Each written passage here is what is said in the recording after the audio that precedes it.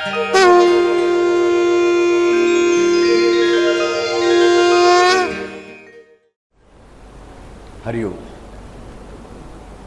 मध्यम पातु खरध्वंसे. आपण 4 सेनापती बघितले 14 मध्ये. आज आणखीन 2 बघायचे. खरं राक्षसाचे सेनापती, खरं राक्षस जो रावणाचा भाऊ आहे, जो चाल करू आलेला रामावरती. पहिले 14 सेनापती बघितले, नंतर 14,000 सैनिक स्वतः निघाला आणि आपण त्याला 4 सेनापती बघितले. आज जी 2 सेनापती आपल्याला बघायचे, त्यांची नावच बरंच काही सांगून जातात. नावच प्रत्येक म्हटलं की 7 जोड्या आहेत 14 सेनापती म्हणे, आणि ते प्रत्येक दोघे जुळे भाऊ आहे एकमेकांचे. आजचे जे 2 जुळे भाऊ आपल्याला बघायचे त्यांची नावं आहेत पंकास्त्र. पंकास्त्र, पंक अस्त्र, पंकास्त्र आणि पंकवाहन. पंकास्त्र आणि पंकवाहन अशी या 2 राक्षसांची नावं आहेत. पंक म्हणजे चिखल, पंकज म्हणजे कमळ, जे चिखलात उगवतं उमलतं ते कमळ. पण इकडे मग ती राक्षसांची नावं आहेत की पंकास्त्र म्हणजे पंक हे जास्त अस्त्र आहे, म्हणजे चिखल हे जास्त अस्त्र आहे, असा हा सेनापती आहे. आणि पंकवाहन म्हणजे पंक म्हणजे चिखल हे जास्त वाहन आहे. म्हणजे हा जो पहिला भाऊ आहे ह्याचं अस्त्र पंक म्हणजे चिखल आहे. तो चिखल फेकतो आणि तो जो चिखल फेकतो त्या चिखलावर बसून जो जातो लढाई करण्यासाठी, लढण्यासाठी, तो पंकवाहन आहे. म्हणजे आम्हाला कळेल की थोडक्यात काय तर चिखलफेक आणि चिखल. चिखलफेक करणारे हे सगळे ह्या रावणाच्या भावाचे, खराचे म्हणजे रावणाचे सेनापती आहेत. आणि हे आमच्या जीवनामध्ये काय उत्पन्न करतात? पोकळी उत्पन्न करतात. चिखलफेक सगळ्यात वाईट अस्त्र म्हणजे चिखलफेक. आणि ही आम्ही आमच्या जीवनामध्ये करतो का, हा विचारच आपल्याला प्रत्येकानं अंतर्मुख होऊन करायला पाहिजे. जेव्हा आम्हाला अनेक वेळा सांगितलं की दुसऱ्याकडे तुम्ही एक बोट दाखवता तर 3 बोटं तुमच्याकडे वळलेली असतात. पण आम्ही फक्त म्हण म्हणून वापरतो. इतरांशी बोलताना, इतरांविषयी बोलताना, स्वतःमध्ये जेव्हा लोकांची घाण काढतो तेव्हा आम्ही याचा विचार करत नाही. साई चरित्राची मी पंचशील परीक्षा देतो, आमच्या लक्षात येत नाही की याच्यामध्ये बाबांनी स्पष्टपणे सांगितले की एक ग्रामसुकरी विष्ठेवर कशी मिटक्या मारत खात होती ह्याच्याबद्दल त्यांनी स्पष्टपणे वर्णन केलेलं आहे की चिखलफेक करणाऱ्या माणसाबद्दल. पण तरी देखील आम्ही सुधारत नाही. आणि म्हणून आमच्या जीवनामध्ये कुठेतरी एक पोकळी उत्पन्न होत राहते की जी पोकळी हळू वाढायला लागते. आणि आम्ही ज्या प्रमाणात चिखलफेक करतो त्या प्रमाणात ती वाढत जाते. लक्षात ठेवा, तुमच्यावर चिखलफेक केल्यामुळे तुमच्या आयुष्यात पोकळी उत्पन्न होऊ शकत नाही. तर जो चिखलफेक करणार आहे त्याच्या आयुष्यामध्येच पोकळी उत्पन्न होते, हे पहिल्यांदा जाणून घ्या. चिखलफेक म्हणजे काय? ज्याबद्दल आपल्याला खात्री नाही, 108% विश्वास नाही, 108% माहिती नाही. म्हणजे क्वालिटेटिव्हली आणि क्वांटिटेटिव्ह, संख्यात्मकदृष्ट्या आणि गुणात्मकदृष्ट्या मला माहिती गोष्ट किती खरी किती खोटी, तरी लोकांच्या वाईट गोष्टींबद्दल बोलणं की हा असा आहे, ती तशी आहे, हा अमुक आहे, तो तमुक आहे, ही तर झाली चिखलफेक. पण समजा एक व्यक्ती माहिती आहे, मला पूर्ण माहिती वाईट आहे, पण जर कारण नाही तर तिची निंदा का करत बसू? पण आम्ही 4 मंडळी एकत्र बसलो की 90% वेळा, 100-90% 90 वेळा तरी आम्ही इतरांच्याबद्दलच बोलत राहतो आणि जर चांगलं खूप कमी वेळा बोलतो. 99% वेळा आम्ही वाईटच बोलत असतो.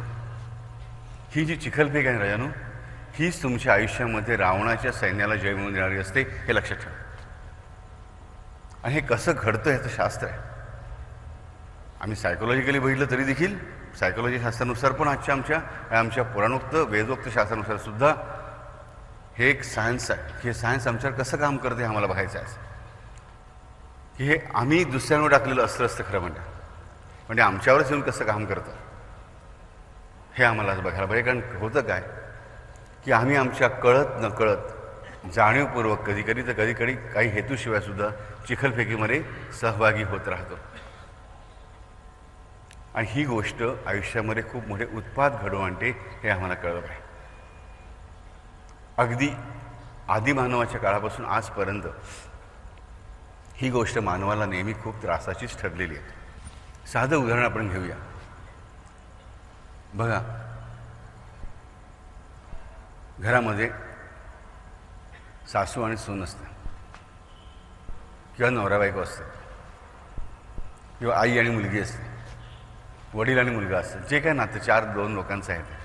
माणूस माणसाच्या वार कुठेतरी काहीतरी वाचतं, कुठेतरी मतभेद होतात. पण भांडता भांडता आम्ही किती चिखलफेक करायला होतो एकमेकावर. आम्ही कुठल्या टोकापर्यंत जातो याचा कधी आम्ही विचारच करत नाही. आणि ह्याने आमच्या जीवनामध्ये अभाव उत्पन्न होतो. साधी गोष्ट असते, बायकोने केलेली आमटी नवरा म्हणतो, बायकोची कशी झाली आहे? नाही, छान झाली आहे. माझी आई जास्त चांगली करायची. की लगेच चालच असं काय? बरं, जा म्हातारीकडे जेवायला. आणि त्याला माहिती आहे म्हातारी वर आहे, नवरा जाणार पुढे जेवायला, गुपचूप इथेच जेवलं पाहिजे. पण हे बोलणं झाल्यानंतर तिकडेच थांबलं तर एक वेळ परवडलं. पण तिकडे जर या उळूशा लहानशा कारणावर भांडणाला सुरुवात होते, आणि मग भांडता भांडता भांडता भांडता भांडता तुझी आई माझी आई, तुझे वडील माझे वडील, तू असं केलंस मी असं केलं, असं करता करता नवरा बायको किंवा सासू सून किंवा भाऊ भाऊ एका टोकाला जातात आणि सांगून मोकळे होतात की मला थोडं बघायचं नाही. जे आधी सुंदर चंद्रासारखं वजन होतं ते एका क्षणात थोबाड होऊन जावं. का होतं? ह्या चिखलफेकीमुळे होतं. नसतील ते दुर्गुण चिकटवले जातात. आधी ज्या गोष्टी आम्ही चांगलं म्हणतो त्या गोष्टी आम्ही तर वाईट म्हणायला सुरुवात करतो.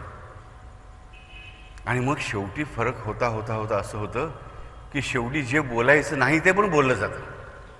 जे मनात नसतं ना ते पण नवरा बायकोला बोलून बसतो, बायको नवऱ्याला बोलून बसते, सासू सुनेला बोलून बसते, सून सासूला बोलून बसते, आई मुलीला, मुलगी आईला बोलून बसते. जे खरंच मनामध्ये पण नव्हतं. पण रागामध्ये एकाच्या शब्दाला माझे 2 शब्द, ह्याच्या 2 शब्दाला तिचे 3 शब्द, तिच्या शब्दाला ह्याचे 4 शब्द, 4ला 5, 5ला 6 करता करता शेवटी आम्ही कुठे जरी अशा एका पॉईंटला बसली तर आम्ही परत फिरूच शकत नाही. माझं म्हणणं खरं कसं आणि तू कसं नालायक आहेस, तू कशी नालायक आहेस हे पटवून देण्यासाठी आम्ही मग कुठल्याही मार्गाचा आश्रय करतो. आणि आम्हाला एवढाच संताप चढलेला असतो की ही चिखलफेक आम्ही काय करतो, कुठे करतो, कोणासमोर करतो ह्याचंही भान आम्हाला उरत नाही. निर्लज्जसारखे आईवडील आपल्या मुलांच्या समोर भांडताना आम्ही अनेक ठिकाणी बघतो, त्यांना लाज पण वाटत नाही. बाबांना तुम्हाला जे काही बोलायचं आहे ते लहान मुलांच्या मनावर संस्कार काय होणार आहेत ह्याचा विचार करून बोलायला पाहिजे. मी बऱ्याच ठिकाणी बघतो नवरा बायकोचं भांडणार की 15-15 दिवस नवरा बायको बोलतच नाही एकमेकांशी. अरे घरामध्ये मुलांवर काय परिणाम होत असेल त्याचा विचार करा जरा राजानो. पण नाही, ही पण चिखलफेकच आहे. मुलं जाऊन सफाईपणे आईला विचारतात, का गाई काय झालं? जा तुमच्या बापाला विचार. भांडं आपटलं जोरात. भांडं आपण भांड्याला भोग नाही पडलं, मुलाच्या हृदयाला भोग पडलं ह्याचा विचार करा. त्याचा विचार आम्हाला सुचत नाही, कारण ती पोकळी निर्माण झाली असते बुद्धीमध्ये आमच्या त्या चिखलफेकीमुळे, केवळ क्रोधामुळे नाही. आणि ती पोकळी आम्हाला, अर्थात पोकळीमध्ये काहीच नाही आहे, आम्ही भावना शून्य झालेलो असतो. आणि चूक कळल्यानंतर सुद्धा आमची माफी मागायची तयारी नसते. शेजाऱ्याशी भांडण झालं की कधी एकदा जाऊन दुसऱ्या शेजाऱ्याकडे मी त्याची सगळी वाईट गोष्ट सांगतो असं आम्हाला होऊन जातं. एक लक्षात ठेवा, तुम्ही दुसऱ्याची निंदा करण्यासाठी दुसऱ्याचं काहीही वाकडं करू शकत नाही. हे पहिल्यांदा तुम्हाला कळलं पाहिजे. ही चिखलफेक केल्यामुळे मीच माझ्या मनात काय प्रॉब्लेम उत्पन्न करतो आणि कसं हेच आपल्याला बघायचं. बघायच्या 2 गोष्टी मी सांगितल्या की 1 खरंच तो मनुष्य वाईट आहे, किंवा 2 तो मनुष्य वाईट नाही आहे. आम्ही त्याबद्दल वाईट बोलतो. दोन्ही ठिकाणी मला बघायचं की दोन्हीकडे पोकळ्या कशा निर्माण होतात. जेव्हा तो मनुष्य वाईट नाही आहे आणि त्याच्याशी मी वाईट बोलतो तेव्हा अर्थात हा प्रज्ञापराध आहे. तो मनुष्य वाईट नाही आहे आणि त्याबद्दल वाईट बोलतो तेव्हा अर्थातच तो प्रज्ञापराध आहे. प्रज्ञेला तो मान्य नाही, महाप्रज्ञेला मान्य नाही आहे. मग अर्थातच तिची माझ्यामुळे किंवा त्या क्षणापुरती तरी थांबली, तेवढ्या वेळापुरती मी रिसीव्ह करू शकत नाही. म्हणजे अभाव उत्पन्न झालाच माझ्यामध्ये आपोआप. त्याच्याबरोबर गोष्ट कशी आहे की तुम्ही दुसऱ्याची निंदा करता म्हणजे काय ह्याचं उदाहरण आम्हाला महाभारतामध्ये स्वच्छपणे श्रीकृष्णाने दाखवून दिलेलं आहे की निंदा करण्याने काय होतं. की जेव्हा एकदा अशी गोष्ट होते की धर्मराजा पटकन अर्जुनाला म्हणतो, अर्जुना काय तुझ्या गांडीव धनुष्याचा उपयोग नाही, फेकून देते. रागाच्या भरामध्ये म्हणतो. पण अर्जुनाने शपथ काय घेतलेली असते की जो कोणी माझ्या गांडीव धनुष्याचा अपमान करेल त्याचा मी वध करीन. आता शपथ तर पाळायलाच पाहिजे जी घेतलेली आहे ती, म्हणजे परमेश्वरासमोर घेतलेली आहे. आणि अपमान कोणी केलं आहे? प्राणप्रिय मोठ्या भावाने की जो वडिलांसारखा आहे. शेवटी नेहमीप्रमाणे साह्याला फक्त तो एकच येतो, लक्षात ठेवा. 2 भावांना प्रश्न पडलेला, करायचं काय? मग कृष्ण अर्जुनाला सांगतो की तू त्याची निंदा कर, तू त्याची खोटी निंदा कर, त्याला खोटी दूषणं दे. त्याची खोटी दूषणं करणं म्हणजेच त्याचा वध करणं आहे. म्हणजे तुला त्याचा वध केल्याचा पाप आपोआप लागेल. आणि मग काय करतो, मग अर्जुन धर्मराजाला म्हणतो की तू चोर आहेस, तू विषय लंपट आहेस, तू स्त्रैण आहेस, तू नीच आहेस, तू काळी कृत्य करणार आहेस, अशा 6 शिव्या तो त्याला वापरतो. आणि मग कृष्ण म्हणतो की आता तुझं वचन पूर्ण झालं की तू वध केलास. म्हणजे आम्हाला कळेल की ह्या स्टोरीमधून आम्हाला कृष्ण भगवान काय सांगतोय. जेव्हा आम्ही खोटी निंदा करतो तेव्हा नुसतं निंदेचं पाप लागत नाही, त्या चांगल्या व्यक्तीच्या वधाचं पाप लागत असतं. आणि साई चरित्र आम्हाला काय सांगतं, ऋण, वैर आणि हत्या कोणाला कधी चुकत नाहीत. म्हणजे तुमच्या डोक्यावर त्या माणसाच्या हत्येचं पाप लागलं हे लक्षात घ्या. आम्हाला बरेच मला माणसं बोलतात ना, बापू आम्ही काही पाप केलं नाही, आमच्यामध्ये एवढी संकट का. अरे पाप म्हणजे काय हे आधी माहीत नाही तुम्हाला आणि तरी पाप करत राहताय. आम्ही जेव्हा अशी खोटं नाटक कोणाविषयी बोलतो, त्याची निंदा करतो आणि ती व्यक्ती जशी नसेल, तर तुमच्या डोक्यावरती एका माणसाच्या हत्येचं पाप बसलं हे आम्हाला महाभारतामधल्या प्रसंगामधून नीटपणे कळलं पाहिजे. म्हणून कोणाविषयी जीभ सैल सोडताना पहिल्यांदा विचार करा की बोलतोय ते खरं नसेल तर ह्या व्यक्तीच्या हत्येचं पातक मला लागतंय. अशा अनेक हत्यांचं पातक घेऊन आम्ही जगत असतो. पण कधी खोटी निंदा कोणाची करू नका. किती तुम्हाला राग आला असेल, शांत राहा, शांत राहा. पटकन एखादी स्मार्ट बाई दिसली, चांगली बा फॅशनेबल आहे, चांगली म्हणून की ती चालूच असली पाहिजे, असं बाकीच्या बायका आपोआप एक शब्द टाकून ती ना मोठी आहे ती, हे आहे ना, हे समोरच्या माणसाला काय ते अर्थ समजून देतं. ते म्हणून बाबू आम्ही काहीच नाही बोललो, पण तुमचा भाव कळला ना की बाई तशी नसेल तर. केवळ फॅशन करणं म्हणजे काय चालूगिरी नाही. आपल्या मराठीमध्ये एक म्हण आहे ना, नखरे करते तिचा बोबाटा आणि झिपरी मारते झपाटा. यारी डोक्यानं पदर खाली मुंडी घालून फिरत 10 लफडी करत असेल, माहिती आहे आम्हाला. मराठीमध्ये म्हण आहे, आपण वापरतो की नखरीचा बोबाटा आणि झिपरी मारते झपाटा. तसे असू शकेल, आम्हाला काय माहिती आहे मला सांगा. तुम्ही बघायला गेलात का? नाही, माझ्या मावशीच्या नंड्याच्या सासूने सांगितलं, अरे कोण मेली खड्ड्यात गेली ती, काय करे तुम्हाला मला सांग. पण नाही. आणि ह्याच्यामध्ये आम्हाला त्या व्यक्तीच्या हत्येचं पाप लागत असतं हे विसरू नका. आणि मृत्यू त्या व्यक्तीला तुम्ही आणताय का? कारण त्या व्यक्तीचं जीवन म्हणजे काय, त्या व्यक्तीची कीर्ती,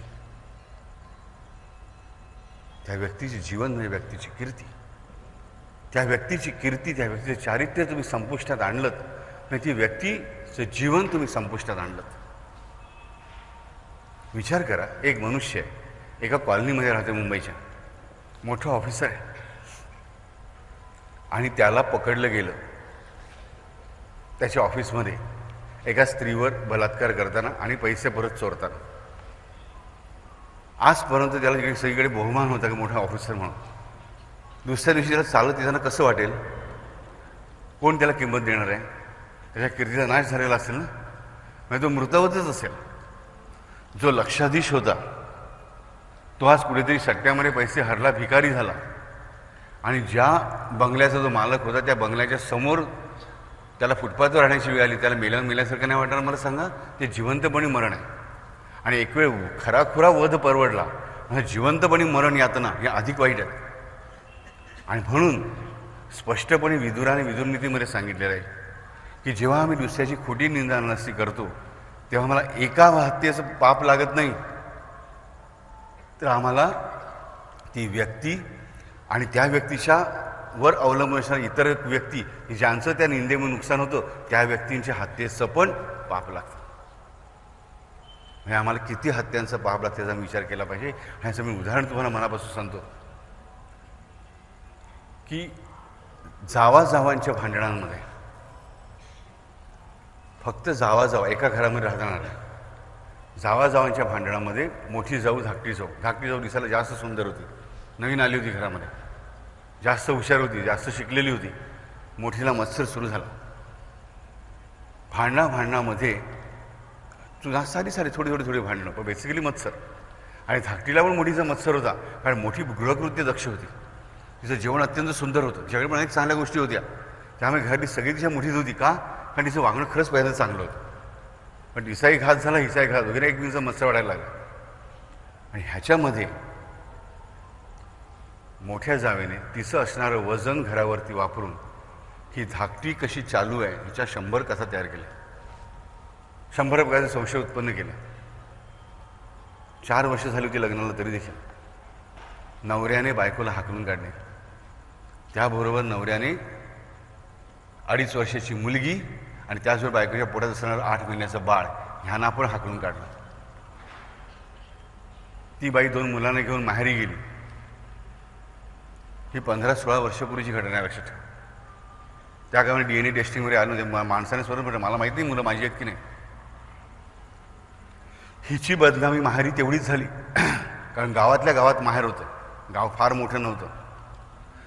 आणि तिला 6 धाकट्या बहिणी होत्या त्या मुलीला. आणि जिची बहीण अशी वाईट आहे की ज्या नवऱ्याने टाकलाय का, तर तिची मुलं तिच्या नवऱ्यापासून झालेली नाहीत, म्हणून तिच्या बहिणीशी कोण लग्न करणार आहे मला सांगा. सगळ्या बहिणी अविवाहित राहिल्या. आणि आई वडील आणि एकच भाऊ होता, पण घरी 7 बहिणी आहेत, 6 अनमॅरिड आणि 1 नवऱ्याने टाकलेली. अशा घरात कोण आपली मुलगी देईल मला सांगा. त्याचंही लग्न झालं नाही, 6 बहिणीही लग्न झाले नाहीत. आई वडिलांनी एक दिवस खरीखुरी आत्महत्या केली. मला सांगा आता या मोठ्या जावेला किती जणांच्या हत्येचं, 2 खऱ्याखुऱ्या हत्या झाल्या, आत्महत्या. आणि ह्या 6 बहिणी, तो 1 भाऊ आणि ही परत जाऊ आणि तिची 2 मुलं, दोन्ही मुलीच परत, दुसरी पण मुलगीच झाली. त्या 2 मुलींची लग्न, आज मोठी मुलगी 21 वर्षाची, लग्न कुठे जमत नाही आहे कारण आईचं कॅरेक्टर खराब आहे हे सगळ्या गावाला माहिती आहे. आणि तसं नाही आहे. किती हत्यांचं पाप त्या बाईला लागलं.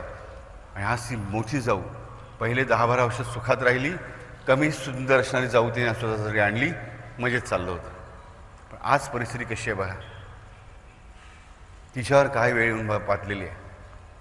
त्या बाईला 3 मुलगे होते, 3 मुलगे.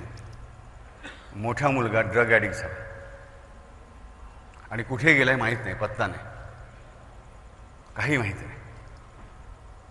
2 नंबरचा मुलगा आणि त्याची बायको अत्यंत श्रीमंत घरची आलेली आहे. ती सासूला घरच्या मोलकणी एवढी पण किंमत देत नाही. नवऱ्याने रिटायरमेंटचे आणलेले सगळे पैसे एका ठिकाणी गुंतवले, ते 2 वर्षापूर्वी एका झालेल्या आपण सगळ्या फ्रॉडमध्ये गेले. एकही पैसा घरात उरलेला नाही तिच्या स्वतःच्या हक्काचा. मुलाच्या पैशावर जावं लागते. आणि सून एवढ्या घमेंडीमध्ये की ती सासूला स्पष्टपणे सांगते किचनच्या बाहेर यायचं नाही, किचनच्या बाहेर यायचं नाही, तुम्ही मोलकणीपेक्षा घाणेरडे राहता. स्वतःच्याच घरामध्ये आपण सहन करते. 3 नंबरचा मुलगा मुलीच्या प्रेमात पडून दुसरा धर्म स्वीकारून मुंबई सोडून निघून गेलेला आहे. आईशी काहीही संबंध नाही. आणि इथे तिचं दुर्दैव सांबत नाही, लक्षात ठेवा. तर एवढं सगळं आहे आणि नवरात्री तिच्याबरोबर आहे नाही. जे तिने केलंच तेच तिला आज भोगावं लागतंय. 98 वर्षी नोकरी सोडल्यानंतर नोकरी सोडल्यानंतर रिटायर झाल्यानंतर नवरा गावाला गेलाय का, तर गावचं घर बघण्यासाठी म्हणून. तर दर महिन्याला जात असते गावाला. ही कधीच गावाला गेली नाही. आणि आज हिला माहिती कळते की नवरा जिकडे सुखात येतो त्याला आणखीन एक बायको आहे आणि यापासून त्याला 2 मुलगे आणि 2 मुली आहेत आणि सुखाने संसार नवऱ्याचा चाललेला आहे. तो बायकोकडे ढुंकून बघत ते मुंबईत होता किंवा त्याच्या सोयीपुरता त्याच्या नोकरीसाठी. नोकरीतून रिटायरमेंट मिळाल्याबरोबर त्याने धूम ठोकल्याची आवडती बायको होती तिच्याकडेच. आज हिचं कोण आहे मला सांगा.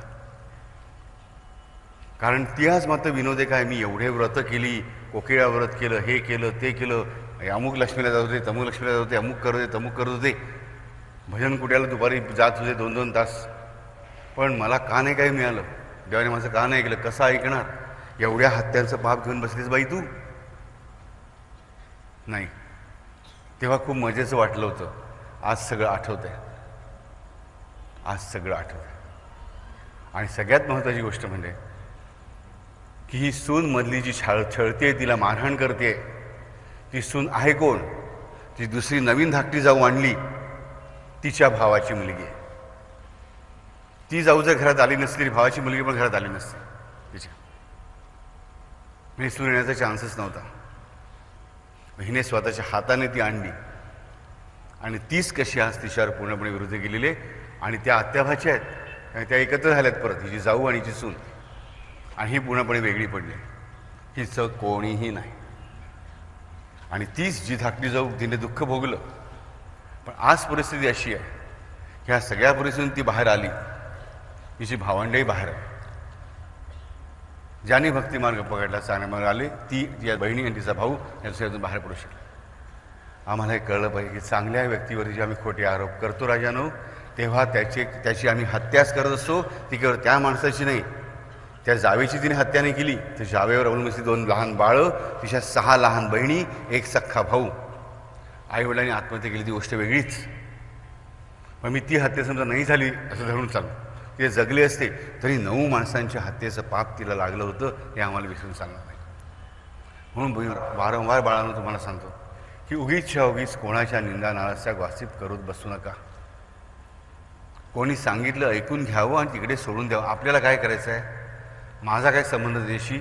खरंच स्वतःची जीभ मलिन करून घेऊ नका आणि कोणाच्या हत्येचं खापर स्वतः डोक्यावर फोडून घेऊ नका काही कारण नसताना. आम्हाला ती आली ना की राम राम राम राम म्हणा 4-5 वेळा, ती लगेच ती वृत्ती करणं माझी थांबून जाईल. पण दुसऱ्यावर कुठल्याही कारणाने खोटे आरोप करणं म्हणजे त्या व्यक्तीच्या हत्येचा आरोप माझ्यावर येणं, ते पाप माझ्या नशिबात जमा होणं, हे नक्की, हे लक्षात ठेवा. आता ही दुसरी गोष्ट लक्षात घ्या की जी व्यक्तीने खरोखर तसं पाप केलेलं आहे आणि त्याची मी निंदानास्ती करतो, त्याच्यामध्ये परत 2 प्रकार. समजा तुमच्या भावाचंच लग्न आहे आणि लग्न ठरवलं जातं, अशा मुलीची जी मुलगी खरंच वाईट आहे तुम्हाला माहिती आहे, म्हणजे तुम्हाला भावाला जाऊन सांगणं भाग आहे, बाबा तुम्हाला सख्खा भाऊ आहेस, ही असंच आहे, माझ्या डोळ्याने बघितलेलं आहे, तू बघ तुझं काय ते तू बघ, हे तू करू नकोस. जे काय बहीण म्हणून भाऊ म्हणून सांगायचं ते जरूर सांग. पण तुमचा संबंध नाही तिकडे तुम्ही चोंबडेपणा करायला जाऊ नका. ते तुमचं काम नाही. मी बघतो पत्र पाठवली जातात खोट्या नावाने, फोन केले जातात, हे सगळे हेच प्रकार. त्याने अभाव उत्पन्न होत नाही, पण काही चांगलंही उत्पन्न होत नाही, काही चांगलं उत्पन्न होत नाही. कारण मोठी गोष्ट म्हणजे काय की तुम्ही जे दुसऱ्याविषयी घाण बोलता ते खरं घडलेलं असलं तरी तुमच्या मनामध्ये तुम्ही ते बोलत असताना तुम्ही एवढे तन्मय होता त्या बोलण्याशी, अगदी उमळून येऊन बोलत असता की तुमच्या अंतर्मनामध्ये ती घाण गोष्ट जाऊन फिट होते आणि अंतर्मनामध्ये कुठे गेली गोष्ट वाढतेच. मी जी लोकांची घाण उचलतो, विचार करा की नाला साफ करायचा जरी असला, नाला ओलांडून मला जायचं असेल, घाण्या पाण्याचं असेल, माझे पाय चिखलानं माखणारच आहे. तसंच माझ्या मनामध्ये चिखल कुठेतरी जाऊन बसतो आणि मग योग्य संधी सापडली की तो जोर करायला बघतो. म्हणून लोकांच्या वाईट गुणांवर बोलणंच टाळलं पाहिजे. मी शक्यतो आवश्यक असेल माझा संबंध इतकंच मी बोलीन, नाही ते बोलणार नाही. कारण त्याचं खरं असेल तर, खोटं असेल किंवा संशयास्पद असेल, मला नीट माहीत नसेल तर मी बोलणारच नाही, हे पहिल्यांदा मला माहीत आहे. तर दुसरं म्हणजे की हीच व्यक्ती आहे, ही खरंच वाईट आहे, माझा संबंध नाही आहे, आणि त्या व्यक्तीविषयी मी जाऊन उगाचच 4 लोकांना सांगत राहतो. मला एकदा बातमी कळली की मला दुसऱ्यांना सांगायची इच्छा मी सांगत राहतो. तेव्हा काय घडतं, पहिला मी सांगितलं गोष्ट काय की तो चिखल जमा झाला, मनामध्ये ती गोष्ट जाऊन बसली, मनामधून अंतर्मनामध्ये गेली, पण ती वाईट गोष्टच आहे. ती वाईट गोष्ट माझ्या अंतर्मनामध्ये वाढलीच, ही एक गोष्ट. दुसरी गोष्ट या ठिकाणी काय घडते, तर जेव्हा मी 4, 5, 6 लोकांना सांगतो, तेव्हा मी जेवढ्या लोकांना सांगतो तेवढे लोक जेवढ्या लोकांना सांगतात त्यांची जबाबदारी पण माझ्या डोक्यावरून बसते, हे लक्षात ठेवा. ही पण चेन रिॲक्शन आहे. हे बघतो ना तुम्ही 10 माणसं गोळा करा, म्हणजे 10 माणसं आणा, आम्ही पैसे कमवायचे मागे लागतो आणि मग फसतो, डबक्यात पडतो. इकडे त्याच्यापेक्षा वाईट गोष्ट होते की तुम्ही समजा 2 माणसांनी गोष्ट सांगितलीत, पण त्या 2 माणसांनी जर 2000 माणसांनी ती गोष्ट सांगितली तर आहे ना, पाप कोणाच्या डोक्यावर आहे, 2000 माणसांचं त्या दोघांच्या डोक्यावर, आणि तुमच्या डोक्यावर 2000 अधिक हे 2, 2002 माणसाचा बाप तुमच्या डोक्यावर. म्हणून बापू मी 2च माणसांना सांगितलं, पण त्यांनी 2000 सांगितलं, कोणामुळे सांगितलं, तुमच्यामुळे सांगितलं. गोष्ट खरी आहे की खोटी आहे, दोन्ही ठिकाणी पाप तुम्हाला कधी लागणार विचार करा की तुम्ही 2 माणसांना सांगितलं, पण ती 2 माणसं जेवढ्या माणसांना म्हणून जाऊन सांगतील तेवढ्या माणसांची बेरीज पण तुमच्या नावावरच येऊन थडकली, हे लक्षात ठेवा. 100%. जसे तुम्हाला 2च मुलगे आहेत, पण बघा 2 मुलांना 200 मुलं झाली ती कोणाची नातवंड आहेत? तुमचीच आहेत. तोच कारभार इकडे आहे, आम्हाला लक्षात राहिला नाही. म्हणून निंदा नसती करण्याचा विचार करा की मी 2च माणसांकडे बोललो असेल, पण त्याने प्रॉब्लेम झाला. त्यानंतरचा चिखलमय लक्षात ठेवा की शुद्ध चारित्र्याची व्यक्तींबद्दल संशय उत्पन्न करून देणं इतरांच्या मनामध्ये. त्यामध्ये आम्ही संत खरेखुरे जे आहेत, खरेखुरे जे श्रद्धावान मनुष्य, भक्तिवान माणसं आहेत, नीतिवान माणसं आहेत, की ज्यांनी आता आपण सामान्य माणसाची गोष्ट केली, आता मी सामान्य माणसाच्या वरची गोष्ट करतो की जी माणसं नीतीने, तपश्चर्येने, आध्यात्मिक अधिकाराने मोठी आहेत, त्यांच्याबद्दल इतरांच्या मनात संशय उत्पन्न करायला बघतो, तेव्हा तर मी अधिकच घोटाळा करतो. कारण त्या व्यक्तीवर अवलंबून असणारे जीव किती आहेत? लाखो आहेत. आणि त्यांची हत्या मी करत असतो. दुसऱ्याच्या श्रद्धेची हत्या करणं हे महत् पाप आहे, लक्षात ठेवा, महत् पाप आहे. आणि बऱ्याच वेळी मंडळी बघतो की तत्त्वज्ञानाच्या चर्चेच्या नावाखाली मंडळी दुसऱ्याला हिणकसपणा आणण्याचा प्रयत्न करत असतात. आणि मग आम्हाला मोठे धक्के बसतात. आम्हाला कळत नाही आम्ही काय करतो ते, आम्हाला कळत नाही आम्ही काय बोलतो ते. दुसऱ्याच्या श्रद्धेला हात घालण्याच्या अगोदर शांतपणे विचार करा. त्याची श्रद्धा त्याच्याकडे, माझी श्रद्धा माझ्याकडे. तुमची श्रद्धा नसेल जरूर परत फिरा कुठून, पण त्या श्रद्धेविषयी, श्रद्धास्थानाविषयी बोलताना तुम्ही 10 वेळा विचार केला पाहिजे. ही गोष्ट लक्षात ठेवा. प्रत्येक वेळी आम्ही जेव्हा अशी गोष्ट करतो तेव्हा आम्ही ती श्रद्धा, एक लक्षात घ्या, समजा आता आपण उदाहरण घेऊया, साधं सरळ उदाहरण घेऊया की समजा एखाद्या व्यक्तीने म्हटलं तुकारामाने काय केलं? टाळकुटेपणा केला, नुसतं काय नाही केलं पाहिजे, काय तुकाराम मोठा ग्रेट नाही. इकडे हा मनुष्य तुकारामाचं काहीच वाकडं करू शकत नाही. तुकारामच आहे, पण या बाबाची हिंमत त्याचं वाकडं करण्याची, त्याचा गरुडावरील धावत येणारा समर्थ आहे त्याच्या रक्षणासाठी. परंतु तुकारामाचं आध्यात्मिक अस्तित्व हे एवढं तेजपुंज आहे की त्या अस्तित्वावर आलेला चिखल ते अस्तित्व स्वीकारतच नाही, तो त्याच व्यक्तीवर फेकला जातो. एवढंच नव्हे तर तुकारामावर श्रद्धा असणार, तुकारामाच्या अभंगावर श्रद्धा असणार, जे हजारो जीव आहेत. ह्या हजारो जीवांना माहीत पण हा व्यक्ती काय बोलतोय ते. ही व्यक्ती फक्त एकाच माणसाकडे बोलत असेल, पण ती व्यक्ती बोलताना त्याचा परिणाम शेवटी वैश्विक परिणाम आहे. आणि परमात्मा जाणतो सगळं की ते 1000 माणसांच्या श्रद्धेला घातलेला घाव आहे. आणि त्याने एका जरी माणसं श्रद्धेने डळमळीत करण्याचा प्रयत्न केला तुकारामावरची, तरी संपलं. हे लक्षात ठेवा. तुकाराम असोत, ज्ञानेश्वर असोत, मीराबाई असोत, आम्ही या श्रेष्ठ पूर्ण सत्पुरुष, महापुरुष किंवा महास्त्री जे काही तुम्हाला म्हणायचं ते, ह्या संतांविषयी बोलताना आम्ही नीट विचार करायला पाहिजे. आणि मग आमच्या जीवनामध्ये पोकळी तयार होते. मग आम्हाला पटकन लक्षात येते की मी हे काय बोलून गेलो होतो. आम्हाला वाटतं काय मोठं एवढं बोललो ठीक आहे. एवढी साधी गोष्ट नाही आहे. साधी गोष्ट अशा, तुम्ही बसमध्ये चढतात, तुम्हाला कोणा माणसा धक्का लागला, तुम्ही कार्य म्हणता, त्याने तुम्हाला पटकन आईवर शिवी घातली, तुम्हाला कसं वाटेल? तो घालून पुढे पण घ्या, तुमच्या मनात रेंगात जातात दिवसभर काय माणसाने शिवी घातली मला म्हणून. एवढीच साधी गोष्ट लक्षात ठेवा. जेव्हा एखाद्या पवित्र श्रद्धाळू व्यक्तीला पवित्र श्रद्धास्थानाबद्दल तुम्ही जेव्हा आरोप करता, काही बोलता, ते साधंच वाक्य किती मोठे रूप धारण करत असेल ह्याचा आम्ही विचार करत नाही. आम्ही देवावर चिखल उडवायला पण घाबरत नाही. आमच्या मनामध्ये नानाविध प्रश्न उभे राहतात. काय बाबा तो राम? आमच्या मनात प्रश्न उभा राहतो. एवढा मोठा देव होता, मग त्याला कळलं कसं नाही की सीतेला रावणाने पळवून दिले म्हणून? तो कसा शोक करत बसला? तुम्हाला माहिती आहे रामचरित्र काय? नाही माहिती. मग कसं रामाला देव मानायचं आम्ही, की ज्याला एवढं पण करायची बायको कोणी पळवून दिले ते? आणि तिला देवी कसं मानायचं? तिला रावण पळवून येऊ शकतो तिला? ज्या अर्थी आज हजारो वर्ष त्या रामनामाने माणसं तरली आहेत, पाषाण पण तरलेत.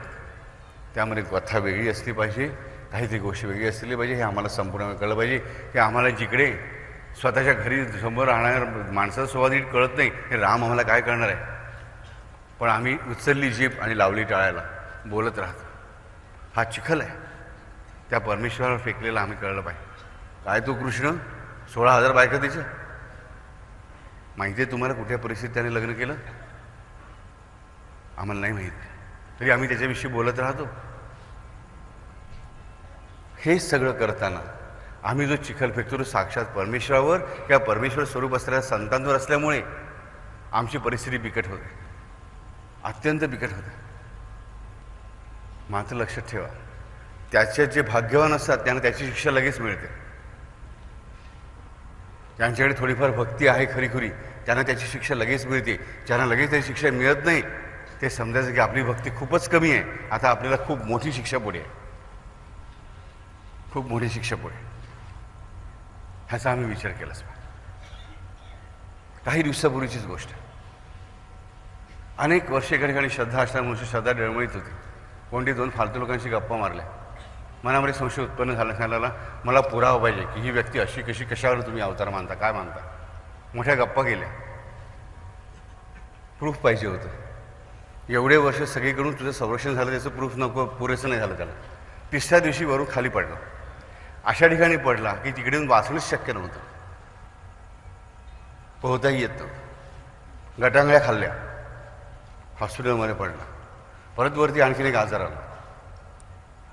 कारण त्या माणसाच्या पत्नीची श्रद्धा खूप चांगली आहे, त्यामुळे त्याला शिक्षा लगेच झाली आणि त्याला त्या शिक्षेतून मोकळं केलं गेलं. परंतु त्याच्याबरोबर त्या गोष्टीमध्ये भागणारी म्हणजे त्यांना शिक्षा नंतर आहेच. ही गोष्ट आम्ही लक्षात घेतली पाहिजे की आम्ही मूर्खासारखी बडबड करून स्वतः शहाणे समजून जर काही करायला जाऊ तर घात ठरलेला आहे. मग आम्ही म्हणतो की आम्ही तुम्ही विठ्ठला शिवाय घातल्यात ना, आम्ही आता महादेवाची उपासना करू. अरे नाही चालत राहा. तुम्हाला वाटेल असं शंकरामध्ये विष्णूमध्ये काही भांडण नाही आहे, साईबाबांमध्ये स्वामी समर्थांमध्ये काही भांडण नाही आहे. लक्षात ठेवा एकाच परब्रह्माचे 2 पुतळे आहेत. मी असं करून त्या कष्टातून वाचू हा प्रयत्न किंवा हा विचार म्हणजे फालतू विचार आहे हे आम्हाला नीटपणे कळवा आहे. आणि म्हणून आम्हाला हा पंकास्त्र आणि पंकवाहन ह्या राक्षसांची कायम भीती वाटली पाहिजे की आम्ही ते राक्षस बनता कामा नये. हे आमच्या जीवनामध्ये सगळ्यात मोठी पोकळी उत्पन्न करतात. कारण चिखलफेक करता करता आम्ही कुठल्याही हद्दीपर्यंत जाऊन पोचतो हे आम्हालाच कळत नाही. आणि म्हणून नम्रतेने वागायला शिका. वाईट याला वाईट म्हणा, चांगल्याला चांगल्या म्हणा, पण जेव्हा चांगल्याबद्दल तुम्ही चुकूनसुद्धा जेव्हा वाईट बोलता किंवा तसा आभास इतरांच्या मनामध्ये उत्पन्न करता तेव्हा तुमचा घात ठरलेला आहे आणि त्याची शिक्षा त्या दिवसात आठवड्यात नाही मिळाली तुम्हाला ह्याच्यापुढे मोठाच फटका बसणार आहे, मोठाच फटका बसणार. मग कोणाची ह्यामधून सुटका नाही. कर्माचा अटळ सिद्धांत आहे. म्हणून हे जे खराचे 2 सेनापती आहेत ते पंकास्त्र आणि पंकवाहन. त्यामुळे पंकास्त्र आम्ही बघितला की चिखल हे असतं म्हणून, पण चिखलावर बसून येणारा पंकवाहन आम्ही जो चिखल फेकतो त्याच्यावर बसून जाणारा हा कोण, चिखलावर बसून जाणारा कोण. तर लक्षात ठेवा चिखलावर बसून जाणारा चिखल फेकणारा एक आहे पहिला आहे आणि दुसरा जो आहे तो चिखलावर बसून जाणार आहे. हा चिखलावर बसून आमच्याकडे येणारा कोण, जीवनामध्ये पोकळ उत्पन्न करणारा कोण. तर सगळ्यात महत्त्वाची गोष्ट लक्षात ठेवा की मानवाच्या शरीरामध्ये देहामध्ये 3 प्रकारची शरीर आहेत. एक अन्नमय शरीर म्हणजे भौतिक शरीर. मी कोशांची गोष्ट करत नाही, मी शरीरांची गोष्ट करते. आणि देह, एक अन्नमय देह, एक मनोमय देह आणि एक प्राणमय देह. अन्नमय देह, प्राणमय देह आणि मनोमय देह. तर इथे माझ्या लक्षात आलं पाहिजे की जे 3 प्रकारचे देह आहेत ह्या 3 प्रकारच्या देहांचा एकमेकांशी संबंध आहे. हे जे आम्हाला दिसतं शरीर, इंद्रिय दिसतात, आतली रचना जी आम्हाला माहिती आहे ती सगळी म्हणजे आमचा अन्नमय देह, फिजिकल बॉडी, भौतिक शरीर म्हणजे भौतिक देह. अन्नमय देह म्हणजे आपण त्याला भौतिक देह म्हणतो. भौतिक देह, प्राणमय देह आणि मनोमय देह हा आम्हाला दिसतो. तो पोस्टमॉर्टम केल्यानंतर आम्हाला आतमध्ये पण दिसतात ते ऑर्गन्स, नर्व सगळं त्याच्यामध्ये येतं, पेशी बिशीस की त्याच्यामध्ये येतात. त्यामध्ये प्राणमय म्हणजे द लाईफ फोर्स, चैतन्य शक्ती. आम्ही ज्या म्हणतो ना की सप्तचक्र आहेत, नवचक्र आहेत, हे कुठे आहे? त्या प्राणमय देहामध्ये. ते आमच्या सगळ्या शरीराला चालना देणारी गोष्ट आहे. आणि त्याच्यावर मनोमय देह. आणि हे शरीर एकमेकाला सुसंवादी असतं. आणि ह्या चिखलाबरोबर जाणारी गोष्ट मग काय आहे? ही चिखल पोकळी उत्पन्न कुठे करतो? तर प्राणमय देह आणि मनोमय देह. मनोमय देह आणि भौतिक देह, मनोमय देह आणि प्राणमय देह, प्राणमय देह आणि भौतिक देह ह्यांच्यामध्ये तो गॅप उत्पन्न करतो, पोकळी उत्पन्न करतो. त्यांचा एकमेकांशी असणारा संबंध तोडतो. म्हणजेच भौतिक शरीराला जे सामर्थ्य मिळायला पाहिजे प्राणाकडून, मनाकडून, ते मिळण्याचं बंद होतं, कमी होतं. प्राणांना जे सामर्थ्य मनाकडून मिळायला पाहिजे ते मिळणं बंद होतं. मनाला जे सामर्थ्य प्राणाकडून मिळायला पाहिजे ते बंद होतं. आणि ते करणारी या चिखलावरून जाणारी गोष्ट कुठली? तर लक्षात ठेवा, मी वारंवार सांगितलेलं आहे आणि योगशास्त्रामध्ये स्पष्टपणे दिलेलं आहे की मानवा शरीरामध्ये 2 नाड्या आहेत, इडा आणि पिंगला. आणि त्यांच्यामध्ये सुषुम्ना नाडी आहे. इडा आणि पिंगला म्हणजे गंगा आणि यमुना. सुषुम्ना नाडी म्हणजे सरस्वती, जी गुप्त असते. या सुषुम्ना नाडीमध्ये महाप्राणाचा प्रवाह सतत वाहत असतो, त्या कुंडलिनी शक्तीमुळे मुळाधारात असणार आहे. आणि चिखलाबरोबर येणारी गोष्ट कुठली? चिखलावरून येणारी. आम्ही जो लोकांना चिखल फेकतो, भगवंतावर फेकतो, संतांवर फेकतो, चांगल्या माणसांवर फेकतो, त्या चिखलाबरोबर येणारी गोष्ट म्हणजे चिखलाचा गुणधर्म. चिखलाचा गुणधर्म काय आहे? साधी गोष्ट आहे. चिखलाचा गुणधर्म काय? चिखल म्हणजे दलदल. दलदल आहे. चिखल आणिच दलदल त्यावर लक्षात ठेवा. चिखलाचं अतिविकृत स्वरूप म्हणजे दलदल. पंकवाहन म्हणजे काय? येणारा चिखलाचा गुणधर्म म्हणजे काय? तर दलदल उत्पन्न करणं.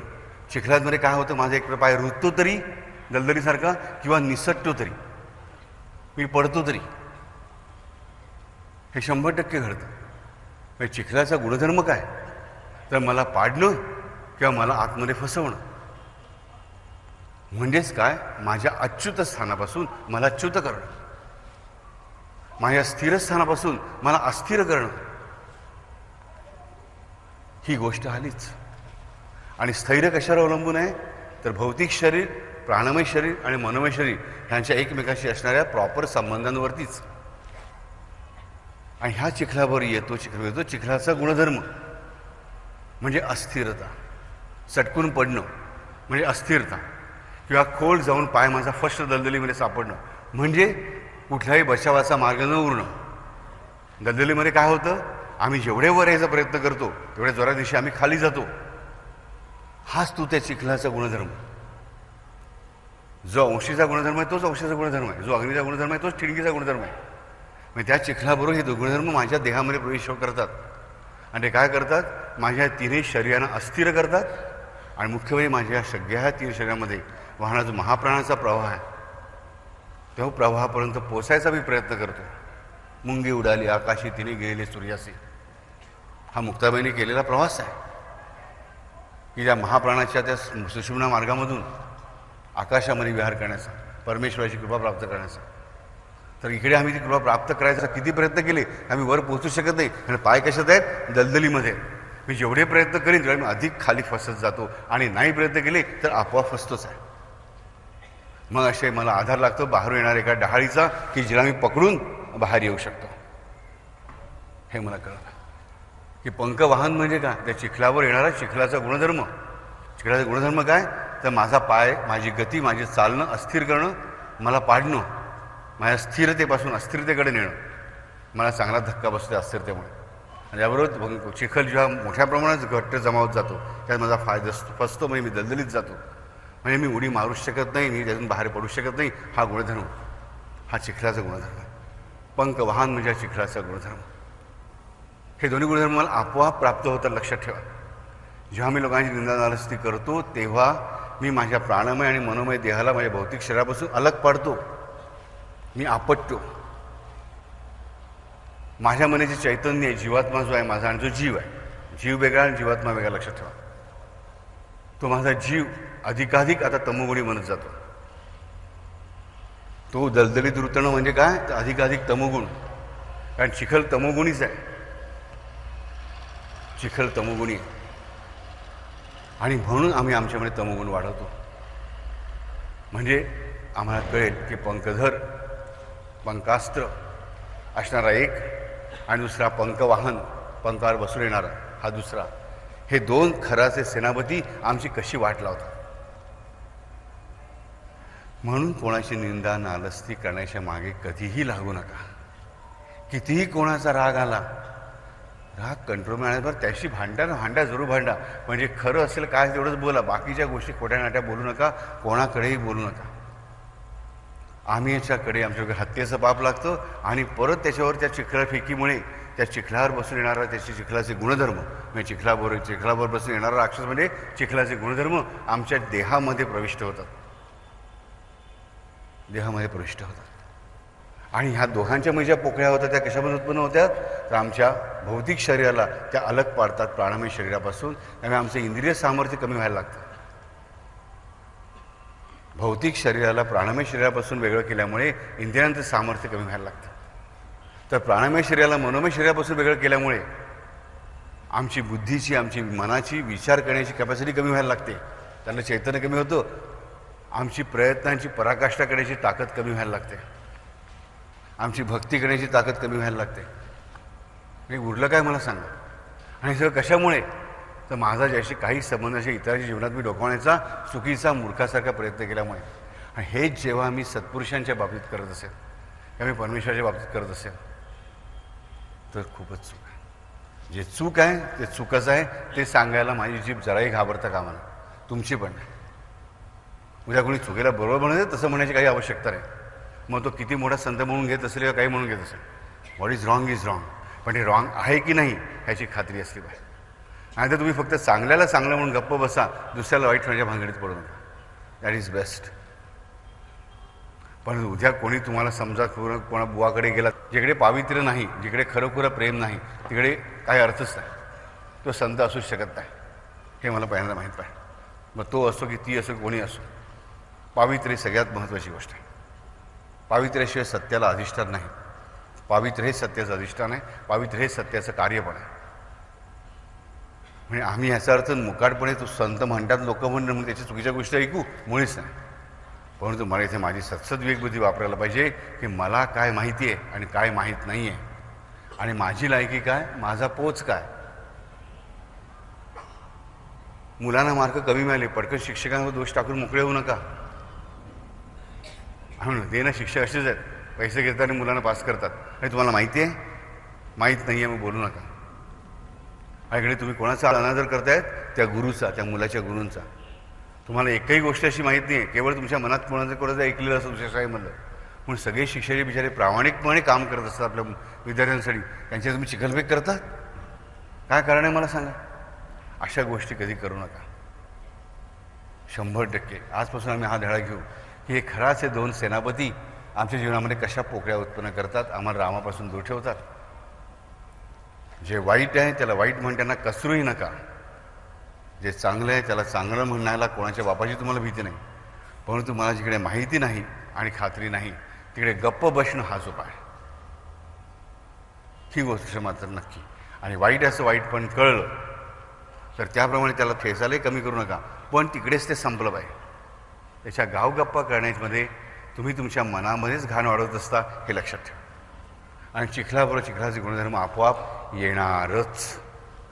ही गोष्ट मात्र कधीही विसरून चालणार नाही.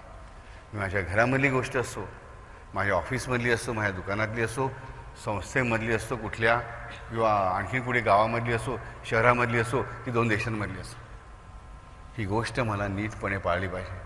कारण महाभारतातली ही जी कथा आम्हाला स्पष्टपणे दाखवते की निंदा करणं म्हणजे त्या व्यक्तीची हत्या करणं, आणि ऋण वैरण हत्या कोणालाही कधीही चुकत नाहीत. आणि जर आम्ही परमेश्वराची चिखलफेक करणार असू तर मग आम्हाला माहीत पाहिजे की मग आम्हाला वाचवणारा दुसरा कोणी उरतच नाही. आम्ही दलदलीत फसलोय आणि वरून परमेश्वराची येणारी फांदी पण आमच्या हातापर्यंत पोचू शकणार नाही. जय विजयाची गोष्ट आम्ही बघतो. एक हत्ती झाला, एक मगर झाला. त्या मगराने त्या हत्तीचा पाय पकडला आणि गजेंद्राने धावा केला विष्णूचा. विष्णू आला, त्याने उद्धरलं कोणाला, उद्धरलं दोघांनाही. इथे खरं म्हणजे आम्हाला प्रश्न पडला पाहिजे अत्यंत श्रद्धेने.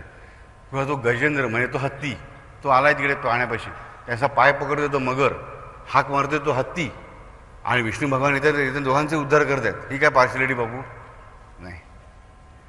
कारण त्यांच्या पूर्वजन्मात जय विजय त्याचे द्वारपालच होते, ते शापाने पती होऊन तिकडे आलेले होते. आणि जेव्हा त्याच्या मगरीच्या गुणधर्मच आहे आलेल्या प्राण्याचा ग्रास करणं, त्याचा मगराला दोष लागू शकत नाही. चिखल फेकणं हा मानवाचा गुणधर्म आहे का मला सांगा? नाही, हा मानवाचा गुणधर्म नाही. विष्ठा खाणं मानवाचा गुणधर्म आहे का? नाही, तो डुकराचा गुणधर्म आहे. हे डुकराला त्याचं पाप लागणार नाही, माणसाला विष्ठा खाली तर पाप लागणार डेफिनेटली, हे मला कळत आहे. त्यामुळे हत्ती झालेला जय जेव्हा धावा करतो, त्या मगर झालेला जो आहे तो ज्या क्षणी विष्णूला बघतो त्याला रिअलाईज होतं, आणि त्या क्षणी तो हत्तीचा पाय सोडतो आणि नारायण म्हणतो. त्याला त्या क्षणी आठवण येते विष्णूला बघता क्षणीच. म्हणजे तो प्राणी योनीत गेलेला आहे, त्याला सुद्धा भगवंताला बघितल्यानंतर ओळखता येतं. आम्ही मानव असून आम्हाला भगवंताला ओळखता येतं. म्हणजे आम्ही किती कर्षित आहोत ते आम्हाला कळतं. आम्ही किती कर्षित प्राणी आहोत की त्या मगरीने भगवंताला बघितलं आणि ओळखलं की हा भगवंत आहे म्हणून. त्या वाराने ओळखलं आम्हाला बघितल्यानंतर की हा राम परमेश्वर आहे म्हणून. पण आम्ही परमेश्वराला ओळखू शकत नाही. म्हणजे याचा अर्थ आम्ही वानरांपेक्षा मगरीपेक्षाही गैरभीती आहोत, हे आम्हाला कळलं पाहिजे. आणि जर हे आम्हाला कळलं नसेल तर आमचा मोक्ष म्हणजे आम्हाला परमेश्वराची कृपा मिळणं शक्य नाही. हे गैर मोक्ष म्हणजे गैर मोक्षाला नाही नेलेलं, गैर त्यांनी स्वतःच्या लोकांमध्ये नेलेलं आहे, परत हत्तीला पण आणि मगराला पण. आणि मगराने आपलं वैर सोडलं, त्याने हत्या टाकली आणि जुनं शापाचं जे ऋण होतं तेही टाकलं आणि नारायण म्हटलं फक्त एकदा. पण त्याने काय केलं?